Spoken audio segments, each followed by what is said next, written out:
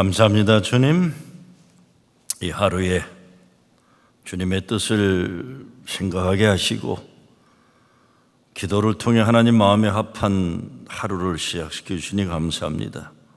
하나님, 고린도 교회에 대한 이야기를 계속 통해서 우리가 실제적인 신앙생활에서의 깨달음을 얻게 하시니 감사합니다.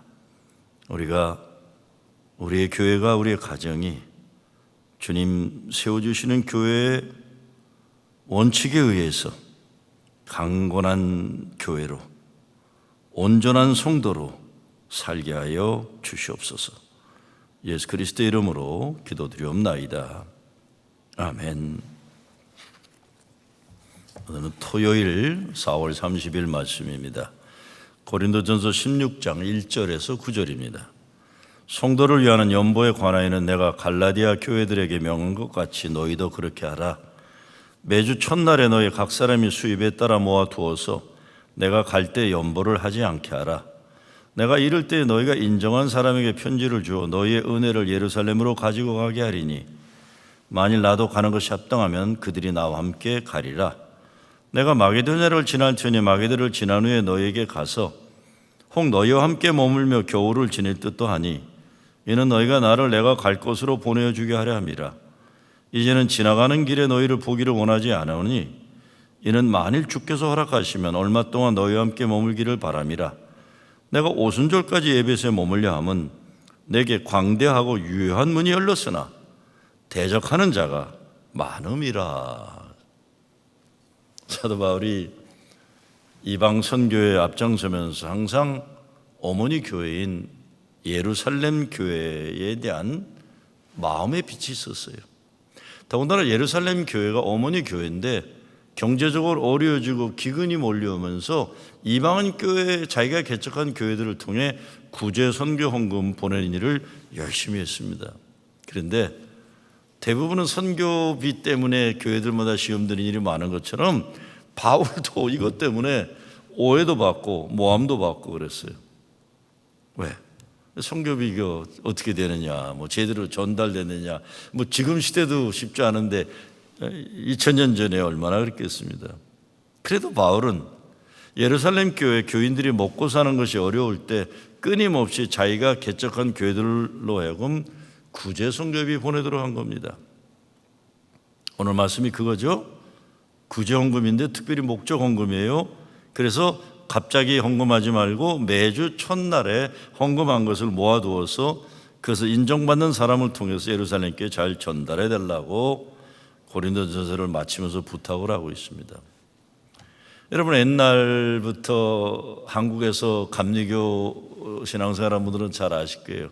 예배당에 들어가면 제일 오른쪽에나 제일 잘 보이는 것에 칸막이들이 다 있어요. 거기에 보면 속회 헌금부터 헌금에 대한 체크가 다 있어요. 헌금 언제 안 냈다는 기록이 왜 정해진 헌금을 내야 되는 거니까요. 그거를 내가 안 냈구나 확인하는 겁니다. 속현금도 그렇고 다 마찬가지. 우리 감리교라는 건 헌금 생활에서도 감리적으로 뭡니까? 메서드, 계획적으로 정확하게 철저하게 그 얘기입니다. 그 달의 첫날에 헌금한 것을 모아서 선교비를 보내라는 거죠. 헌금을 드리면서 인색함이나 억지로 드려서는 안 되니까 갑자기 준비하면 그렇잖아요. 즉흥적으로 준비하지 말고 기도하는 마음으로 잘 준비된 헌금을 하나님 앞에 드려야 된다는 거예요. 우리가 헌금 생활할 때 첫째로 준비된 헌금을 하라 얘기입니다. 두 번째, 인색함이나 억지로 하지 말고 즐거움으로 하라고 말씀하죠. 세 번째, 많고 적음은 절대로 액수에 있지 않아요. 마음과 믿음에 있다는 걸 기억하면서 우리가 헌금 생활을 해야 하겠다는 겁니다. 11조도 그렇죠. 누가 많이 내고 적게 내리는 게 아니잖아요. 내가 하나님이 내게 주신 모든 것에서 10의 1을 하나님이 정한 헌금으로 정하고 내는 거예요. 내 마음대로 하는 게 아니죠. 그래서 이 헌금 생활이 하나님 앞에도 기쁨이 되고 하나님 보시기에 정말 귀하게 여길 수 있는 그런 헌금 생활이 되는 거죠. 우리가 많은 기도를 드리지만요, 사실 우리들의 헌금이 하나님 마음에 합한 것이 되도록 하나님의 마음이 아픈 헌금 생활을 잘할 수 있도록 우리는 기도해야 되는 겁니다. 사실 사도 바울이 목회하면서 힘들었던 일이 많이 있어, 특별히 고린도 교회 때문에. 첫째는 구제 헌금의 문제였고, 두 번째는 개척한 교회들을 직접 가지 못하고 편지로서 목회 지도를 했기 때문에 이런저런 말이 막 교만해서 그렇다는 둥, 직접 오지 않는다는 둥. 그래서 7절과 9절 오늘 말씀을 보면 이런 그의 고충이 담겨져 있어요.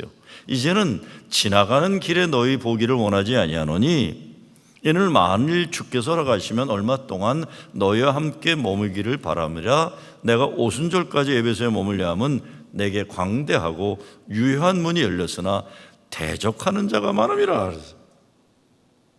바울은 고린도를 지나는 길에 들리는 것이 아니라 얼마 동안이라도 그들과 함께 머물기를 바랍니다. 인간적으로 생각할 때 바울이 고린도 교회에서 머물고 싶은 마음은 쉽게 일어나지 않을 수도 있어요. 왜?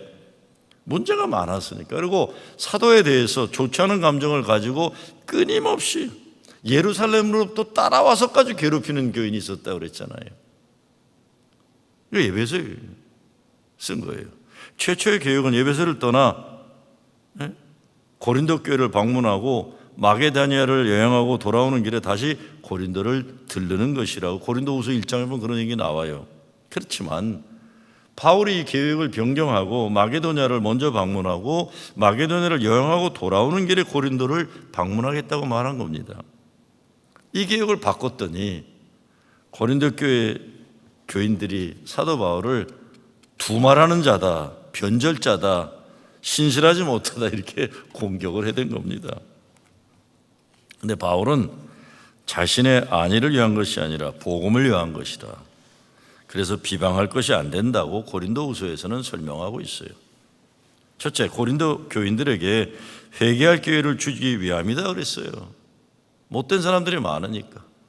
고린도 교회 문제로 디도를 보냈으나 오지 않으므로 문제가 잘 안 풀린 것을 알고 바울이 이때 고린도 교회를 가면 책망을 하겠기 때문에 회개할 기회를 주기 위해 고린도 교회를 위해 안 들리고 마게도냐로 갔다. 이게 고린도후서 2장의 말씀이에요. 둘째, 예배소에 사역의 효과가 있었다. 오순절까지 예배소에 있겠다 하는 것은 예배소에 오늘 말씀이죠. 광대하고 유효한 문이 열려 9절이에요. 효과적으로 전도할 기회가 많이 줬기 때문에 예배소를 떠날 수 없다는 겁니다. 그렇죠? 그런데 마지막이 뭐예요? 대적하는 자가 많았다는 거예요. 은장색인 데메드리오가 주동이 되었고 예루살렘으로부터 따라와서 바울을 괴롭혔다는 거예요. 점심 싸갖고 다니면서 괴롭히는 거예요. 복음의 문이 광대하고 유효하게 열리면 이게 이제 교회의 어려움입니다. 성령의 역사가 있고 교회 부흥의 역사가 있으면 대적하는 자들이 일어난다는 거예요. 힘든 거죠. 그러니까 대적이 있고 호의적이지도 않은 곳에 머문다는 것, 그만큼 힘든다는 걸 예상합니다. 그런데 바울은 대적이 많다는 것을 복음을 위해 효과적으로 일할 수 있는 큰 문이 열리는 것으로 바라봅니다. 이것이 복음의 유익을 생각하는 바울, 자기 개인으로 생각하면 아유 당장 떠나고 싶죠. 아이 뭐 이런 시시한 인간들이 있나. 그런데 이것이 광대하고 유효한 복음의 문이 열렸다고 하는 거예요. 그래서 바로 이 고린도전서 9장 16절에 보면 내가 복음을 전할지라도 자랑할 것이 없으면 내가 부득불할 일임이라. 만일 복음을 전하지 아니하면 내게 화가 있을지. 이것이 중심이 된 거예요. 바울은 이것이 중심이에요. 어디에서든가 광대하고 유효한 복음의 문을 열으니 거기를 먼저 선교의 확장을 위해 나는 머무를 수밖에 없다는 거죠. 어떻게 보면요, 사도 바울은 몸과 마음이 고나게 고생하면서 목회했습니다. 모든 사도 가운데 바울처럼 지속적으로 어려움 가운데 고난당하는 목회를 한 사도가 없어요. 그런데 그만큼 사도 바울을 통해 복음은 전 세계로 확장될 수 있었던 겁니다. 광대하고 유효한 문이 열린다고 했지만 대적하는 자가 많다는 것 참 중요한 말씀입니다. 많은 경우 대적이 많으면 우리는 쉽게 포기합니다. 아유 힘들어 못하겠다. 근데 사도 바울은 인간의 위기를 하나님 주신 복음의 증거의 기회로 삼았어요. 여러분 코로나 때문에 Great Resignation이라 해서 일반 회사들도 다 사표를 많이 내는데 오늘날 미국 교회에 그냥 목사들이 대거 사표를 내버려요. 빨리 은퇴하고. 그러니까 뉴욕연에도 지금 40교회 자리가 지금 채워지지가 않고 있어요. 자꾸 한국 젊은 목사들이 다 들어가는 교회에서. 바울은 인간의 위기를 하나님 주시는 복음 증거의 기회로 삼는 겁니다. 이것이 한인 교회들이 가지는 탁월한 영적인 능력이라고 저는 생각해요. 여러분, 뉴욕의 다인종 교회 40%가 우리 한인 목사들이에요. 우리는 인구로 1%도 안 돼요. 왜? 우리는 어려워도 비 오는 날 눈보라 치는 게 없잖아요. 한인 목사들은. 한인 교회들도 마찬가지예요. 저는 이러면서 코로나 사태가 끝나면서 다시 하나님이 우리에게 전도와 선교의 문을 열어주실 때 한인 교회들을 반드시 들어 쓰시라고 저는 믿어요. 왜? 우리는 어려움을 이겨낸 사람들이에요. 이게 어떻게 가능할까요? 예수님이 원수의 모든 능력을 제어할 권능을 주었으니 너희를 해칠 자가 결코 없으리라 누가복음에서 말했어요. 주님이 주신 능력이 있어요. 사도 야고보는 그래요. 그런즉 너희는 하나님께 복종할지어다 마귀를 대적하라 그래요. 대적하는 자들이 대적해야 돼요. 가만 놔두면 안 되는 겁니다. 대적하는 자들에 대해서. 그러면 너희를 피하리라. 복음의 증거의 사명을 받은 자는 도망가면 안 됩니다. 피하면 안 됩니다. 대적하는 자를 두려워하면 안 됩니다. 하나님께 복종하고 마귀를 대적해야 되는 거예요. 이제 코로나 사태가 3년차 접어들고 서서히 기가 꺾이고 있어요. 코로나 지난 3년 많은 것을 무너뜨렸습니다. 교회도 많이 문 닫았습니다. 그런데 이 어려운 시대를 지나면서 교회는 다시 회복과 부흥의 시대를 맞이하게 될 겁니다. 문제는 시대가 어렵기 때문에 많이들 좌절하고 용기를 잃었습니다. 그러나 믿음으로 볼 때 바울이 말하는 것처럼 광대하고 유효한 복음의 문이 열리는 겁니다.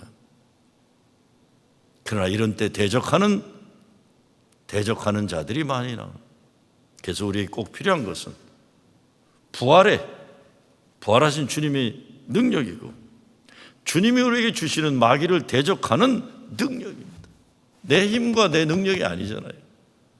죽음을 이긴 부활의 능력, 마귀를 내쫓는 주님이 주신 대적하는 자들을 대적하는 능력, 이 능력 가지고 교회에서 다시 회복과 부흥의 역사를 일어낼 수 있기를 주의 이름으로 축원합니다. 주님 감사합니다. 어려운 때입니다. 그러나 바울이 광대하고 유효하게 열린 복음의 문이라고. 아무리 대적하는 자가 많아도 이 열린 복음의 문을 활짝 열어갈 수 있도록 부활하신 주님의 능력으로 대적을 물리치게 하여 주시옵소서. 감사하며 예수 그리스도 이름으로 기도드리옵나이다. 아멘.